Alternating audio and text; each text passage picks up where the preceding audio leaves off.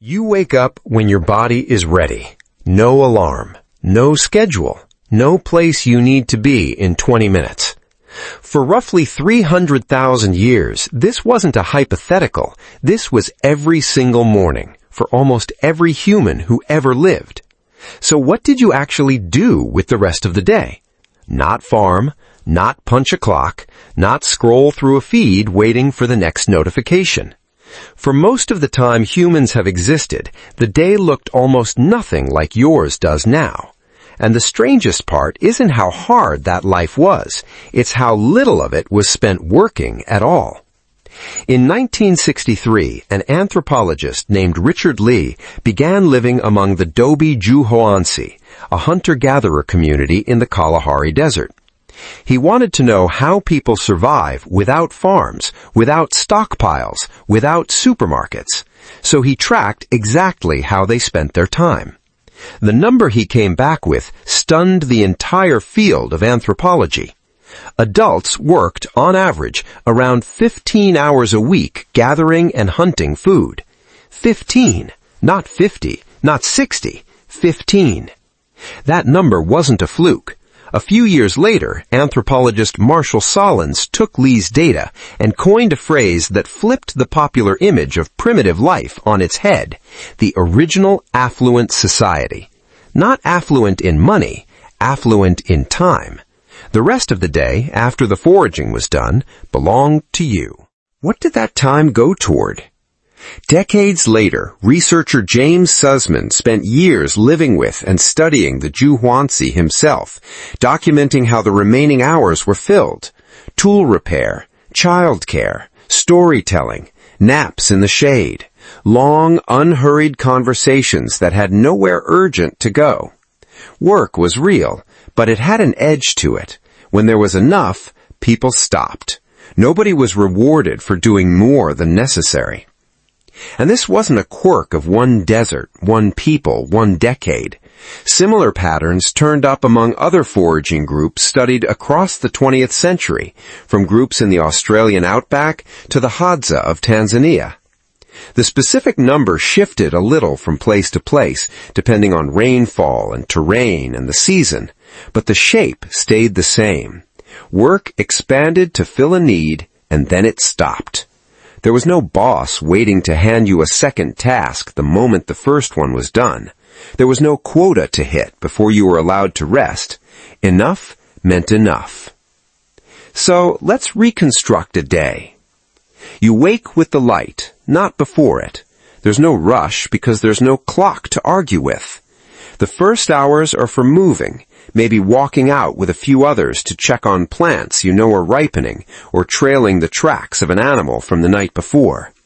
The walking itself is unhurried.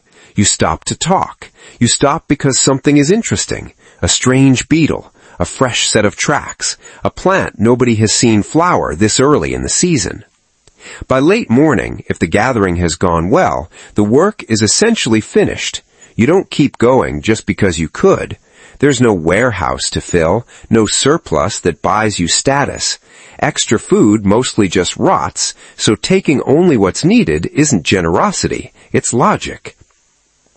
The afternoon is loose.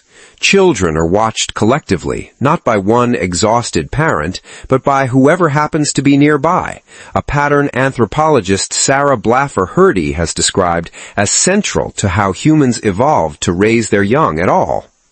Tools get mended. An older woman braids fiber into cord.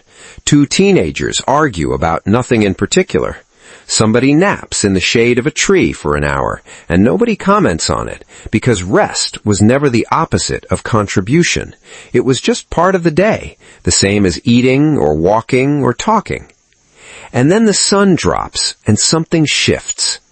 Researcher Polly Wiessner studied the difference between Ju hoansi daytime talk and nighttime talk, and found that conversation around the fire after dark was almost a different genre entirely. Daytime speech was practical, sometimes tense, full of complaints and negotiation. Nighttime speech, lit only by firelight, turned to stories, myths, jokes, tales about distant relatives and long-dead ancestors. This was when culture passed itself down, not in a classroom, around a fire, in the dark, when nobody had anywhere else to be. Here's the twist almost nobody expects. This changed, and it got worse before it got better. Around 12,000 years ago, agriculture began to spread. You'd think that growing your own food on your own land would mean more security, more free time, more comfort. The archaeological record says the opposite happened first. Skeletal remains from early farming communities show shorter stature, more dental disease, more signs of chronic physical strain than the foragers who came before them. Work hours went up, not down. A single crop failure could now mean starvation for an entire village, where a forager could simply walk somewhere else. Some anthropologists have gone so far as to call agriculture a trap, a decision nobody fully chose, that nobody could fully undo once population size depended on it. Which raises an uncomfortable question. If 15 hours of work a week was once enough to survive, why does it feel like nobody you know has 15 free hours, period? You check your phone before you're even fully awake. You commute. You sit through meetings that produce nothing. You answer messages after dinner, on weekends, on vacation, because the boundary between working and not working has nearly dissolved. The average full-time worker today logs somewhere around 40 to 50 hours a week, and that's before counting the hours spent thinking about work, dreading work, or recovering from work. Add in the commute, the emails answered from bed, the mental rehearsal of tomorrow's tasks while you're supposedly relaxing, and the real number creeps far past what any timesheet would show. Somewhere in the last few thousand years, more food, more wealth, and more technology stopped translating into more free time. If anything, it bought us less. The tools changed completely. The exhaustion somehow stayed. That's not a reason to romanticize the Kalahari or pretend the past had no hardship. Disease was real. Death came young and often. Nobody is arguing for going back. But the time data is hard to ignore, and it asks something simple. Was working constantly ever actually the price of survival, or did it become the price of something else entirely? You wake up when your alarm is ready, not your body.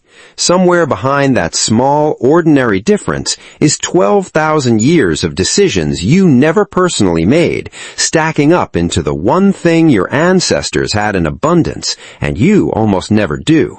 Time that belonged to no one but you.